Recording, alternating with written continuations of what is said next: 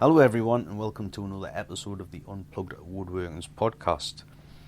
So what have I been up to? Well, I haven't exactly had the whole week to myself. I did travel on Wednesday to work, so I've obviously only had a few days, but it was actually quite a few enjoyable days, if I'm honest. I've been tinkering, if you like. That's that's probably what I'm most happy doing. Messing around with the notch accessory and some other holding operations on the Roman workbench. So I did do a couple of videos. These were shorts on Instagram, and one of them, because I'm so lazy and I can't be bothered to make myself a hexagonal tapering jig, if you will, for small legs, and I do actually do small legs quite often, so it probably would be beneficial for us to make a small hexagonal tapering jig. Instead of doing that, is what I'd done was I had like a couple of scraps, and I basically just cut a 45-degree notch in these two sticks, if you like. That's kind of what I'm calling them at the moment. I'm calling them me tapering, or I suppose tapering sticks, or hexagonal sticks. And basically the two of them just sit on the bench. You put your workpiece into it and put it next to, or rather pushing against a dog or a peg, whichever's more suitable. I did use a mat with this. It works quite well with just the mat, although when you're pulling the plane back towards yourself, if you're not lifting it off the workpiece, it can move about a little bit. I did actually fold the mat over to put it into the back stick. This kind of worked a little bit, but I couldn't really pick up a lot of speed, and when I'm doing things like that, I tend to pick up a lot of speed. There's actually another video of me doing this, and I kind of was using a peg and a wedge to kind of hold it in, and I'm going to talk about that a little bit today. I did also manage to get the video what I recorded for the notch accessory, basically just using it, giving examples of how I use it and some ideas and concepts, whatever. I did actually manage to get that recorded and edited, and that is scheduled to come out this Monday. Is that right? Yes, this Monday it's due to come out. So as I said, I've just went over like a few of the uses. I think it's pretty simple concept. I mean, I go over just how I would, hold pieces for resawing, edge grain planing. There is a bit of a showcase, not a showcase, like an example of me like using it as a kind of a makeshift moccasin vise as well. So I know that there has been several people that have actually built this or are actually intending to build it. So for those people or for anyone that's just interested in viseless woodworking, it should be a half decent video. Already I'm considering altering it. Well, I am going to alter it. That was even before what I'm going to say, but I'm thinking about kind of turning it into a moccasin vise with like one of the, obviously the front jaw, which will be able to detach, and the idea I've got in my head at the moment, it's going to be like a wedge style moccasin vise, if I'm making sense here. So that's probably going to be happening in the near future. It's an idea that's really bouncing around in my mind. It has been today anyway. and it kind of won't leave my brain alone. So ideas like that, I do tend to make them roll out quickly. So if it works, it should be pretty cool, and it's gonna save you. It's going to save you quite a bit of money on the screw portion, because obviously you can go out and you can buy the commercial screws for the for like a twin screw vise or a Moxon vise. So yeah, if it works, it should save you quite a lot of money. You just have to kind of see how well it performs. So today, as I said before, I'm going to talk about the kind of tail vise wedge kind of action I had going on the other day. So again, this is just a peg and a wedge. I mean, these pegs and wedges just keep on giving and giving and giving. It's absolutely crazy the amount of like ideas that I'm having with them, and a lot of them are working, and they're working quite well. So it's in the long run, it is going to save you quite a lot of money if you are going to do these sort of things. I mean, I'll be honest with you, it's kind of not going to replace, some, decent hardware. I can't argue with that fact. But if something's working and it's working reasonably well or quite well, it's, why go out and buy them? But having said that, at the same time, it is nice to have these sort of things. So this idea, I actually had this a very, very, very long time ago. That was like the kind of the tail vise, how to wedge it. So the original idea what I had was kind of like a really slim wedge. And it basically had a notch cut into it at the end. This was going to go onto the edge of the end of a peg. I was going to drill a hole through, and just put a nail through it, basically, make it all nice and pretty, cut it the size, etc. So it was exactly the same kind of process in my head. How to lock it off, or how to basically stop a piece of wood moving. It was exactly the same principle. Obviously now I know that the principle works. Just obviously this was just thinking in my head, and it was just something I've never really got around to making. I thought to myself it was going to be like a bit of a faff on. Obviously there's a trial and error of doing stuff. Typically when I do little things like that, it might take us 2-3 attempts. Sometimes it does, sometimes it doesn't. Plus the fact that I've got a Veritas, is it bench hound? Do they call it the bench? I can't remember the full name of it. It's basically just it's just like a metal peg, and it's got like a mini like screw in it. When you screw it up, and it kind of acts like a like a vise, a tail vise, sorry. So that was kind of the original idea, and as I said, I've just kind of never got around to it. I didn't really pursue it. So I think it was a couple of weeks ago. It's when I kind of done the short video, and I was demonstrating how to make a wooden hole fast using like a peg and a wedge. So I kind of made that video. I had how many pegs? Wedges did I have? I had I had 3 wedges like close to us at the time.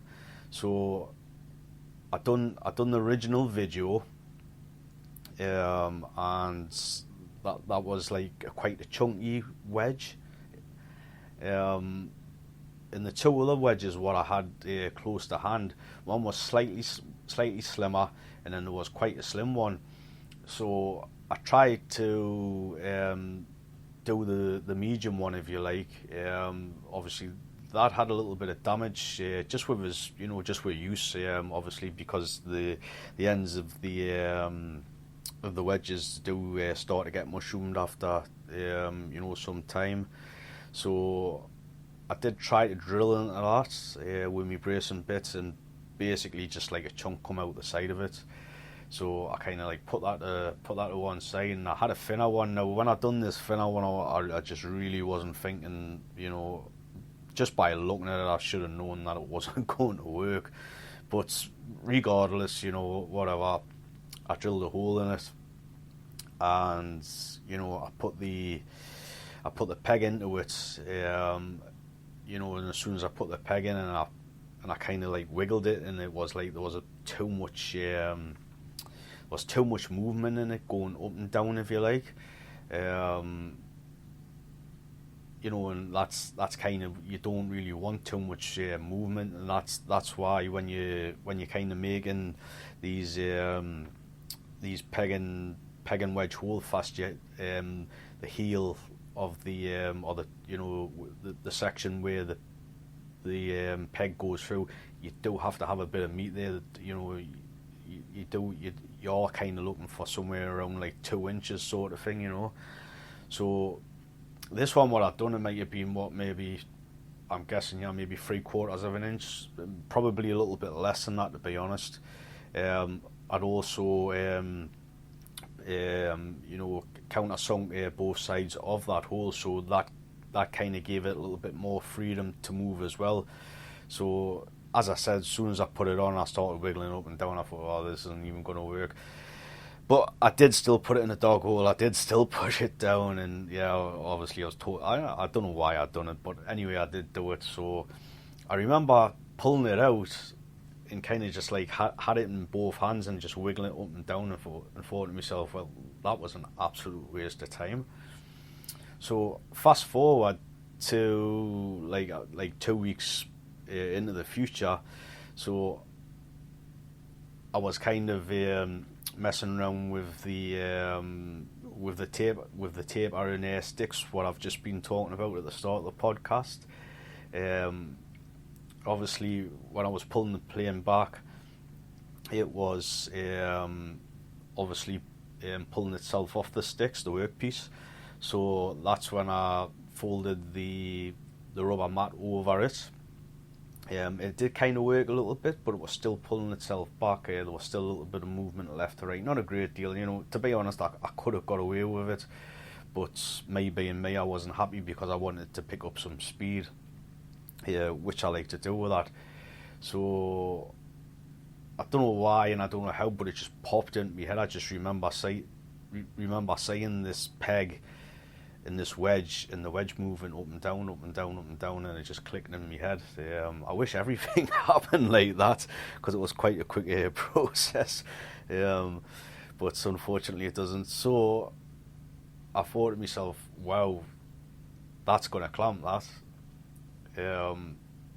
So I got the wedge, I got a peg, put it on, and bosh, that was it. Straight away, clamped straight away, and I couldn't believe it how well it was actually clamping it. And then obviously I recorded the video. If you want to check the video out, there'll be a link in the description to take you to my Instagram. It's like, I think it's like a 1 minute video, if that. It may even be 30 seconds, I can't quite remember now. So to actually look at the setup, it does look quite limiting, basically because you cannot screw it at the end, so to look at it, it does look limiting, but it's actually not too bad. Obviously you've got your dog holes, dotted about wherever you want them. Each to their own. I've talked about this in previous videos and previous podcasts. Like a dog hole placement. You should basically be doing it for your style of work, whatever you make. So my spacings, I can't quite remember my spacings off the top of my head, but there is a few spacings where they kind of are like I'm going to say, argument's sake, I'm going to say like 10 inches apart or 8 inches apart, whatever, and there's like here and there, there's a couple in the middle. But I think the good thing about the Roman workbench, or at least or at least the way I've got the dog hole set up, is that I've got spacings going, up and down the bench, but then I can always put them on a diagonal, and obviously when you put things on a diagonal, you're able to use different holes, and you're going to get different spacings, which is good, for different components that you may want to use this for. And on top of that, you've also got scrap pieces of wood. So basically, is what you could do. You could just get a scrap piece of wood against 2 pegs, and put the workpiece in the middle of that. Put it on the if you're going to be using the 2 sticks, the tape iron sticks. So once you've got that piece up against 2 pegs, you can then, if you need to, start packing that up, with other pieces of scrap until you get the desired, spacing for your wedge to fit.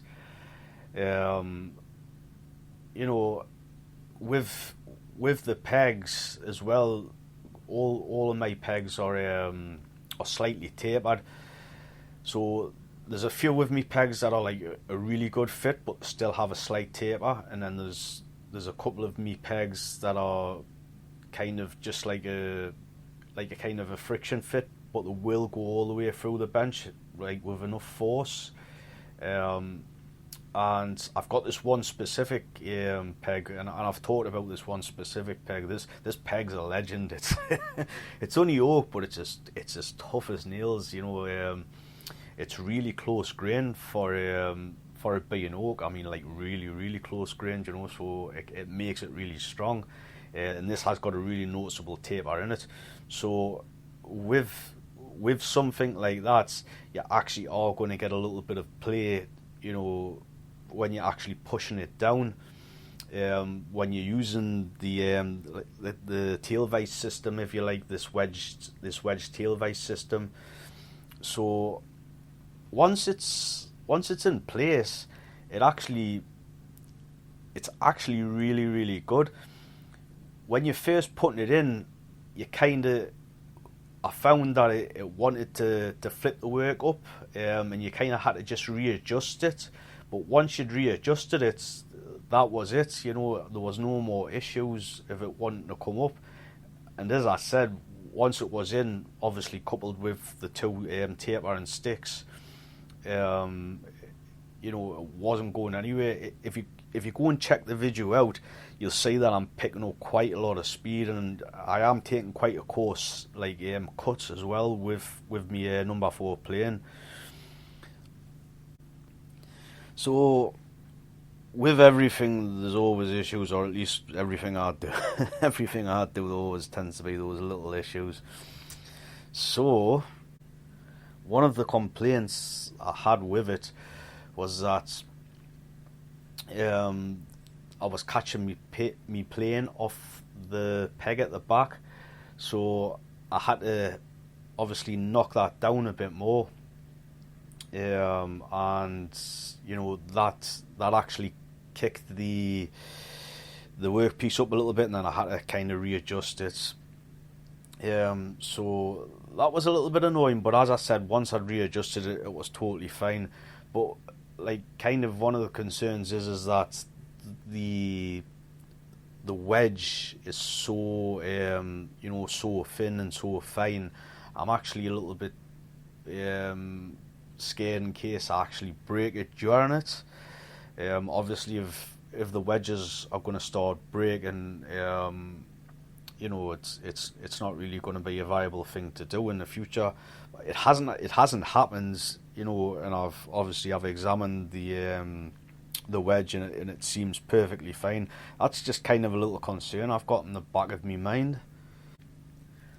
So I actually got a comment. I can't remember the guy's name, and he basically said, I can't remember his words, the actual phrase he used, or the sentence he used, but it was somewhere kind of along the lines of like, I love the concept, I love what you're doing, I kind of don't like the way you've kind of got it wedged. It doesn't look good. And he basically said, why haven't you just like used the peg at the back and basically used two wedges, and drove the two wedges in towards each other, and that would kind of wedge it into place. So, obviously I explained what I'm going to reiterate here. Basically, I've tried this in the past. I've tried it a few times in the past, and it doesn't work. So the problem is when you're using the pegs like that, is that in order for you to get it to stay still, you've got to use two wedges. When you use two wedges, the will just come apart like that. As I said, I've tried it numerous times. With it only being on the one peg, there will be left to right movement, and if you can picture it in your head, when you're kind of wiggling left to right, two wedges are just gonna, they're just gonna come apart, and that's basically what happens. So that's kind of, why it's not a good idea to do that. I think that was just an idea, the guy had, but I'm pretty sure there would have been other people, asking themselves, why didn't you just, basically do what I've just said. So do I think I could improve upon it? I don't actually think so, to be honest. It's so simple, but it is pretty effective. I mean, the only thing I can really think of to make it more effective is to basically just cut some different size wedges, the kind of same sort of thickness of what I've used on the original one. I mean, another thing that would be good would be for me to be able to stop the workpiece from initially popping up. It doesn't do it every time, but I don't know the percentage. I'm going to kind of go out on a limb and say it's 50-50 whether it pushes the workpiece up or whether it doesn't. I mean, that would be pretty cool if I could get, if I could like solve that problem. I mean, that would be an improvement, but whether I can do that, without complicating things too much, I don't really know. As I said, it's so simple. It's just such a simple idea, and I'll even go as far to say it's crude. At the end of the day, I think that's the correct statement to say it is actually crude. But if you go and look at the video, it works really, really well. Maybe there might be, something that pops into my mind, to improve upon the design. Who knows? To be honest, it is pretty possible for us, to come up with something. I think I'm actually probably going to do a video. I'm gonna mix a couple of things into the video. There's been a few people that's asked us, kind of, how I make me wedges and me pegs, and there was a couple of comments basically saying, it'd be really good if you could put some narration to the wooden hole fast when I made it out the wedge and peg. So I kind of might do a video on making all of that, and obviously I could obviously chuck the tail vise wedge system in as well. So if I'm doing that, it means I'm going to be messing around with it. So that probably, well, I might be jumping the gun, by saying probably improve on it, but obviously it's gonna give us a bit more time to experiment. So there might be a possibility of getting a bit of a better design with that. So yeah, I think that's it today. It's a bit of a short one today, guys. I've been super busy. I'm currently at work, so after work this is, of course. So I want to say a big thank you again. I've had I've had lots and lots of new followers on Facebook, on Instagram, on YouTube. It's very, very much appreciated. I really appreciate you taking the time to listen to us, to watch me videos, to like me posts and stuff. It really means a lot to us. So I really, really appreciate that. So thank you very much. And until the next time, I shall speak to you guys later.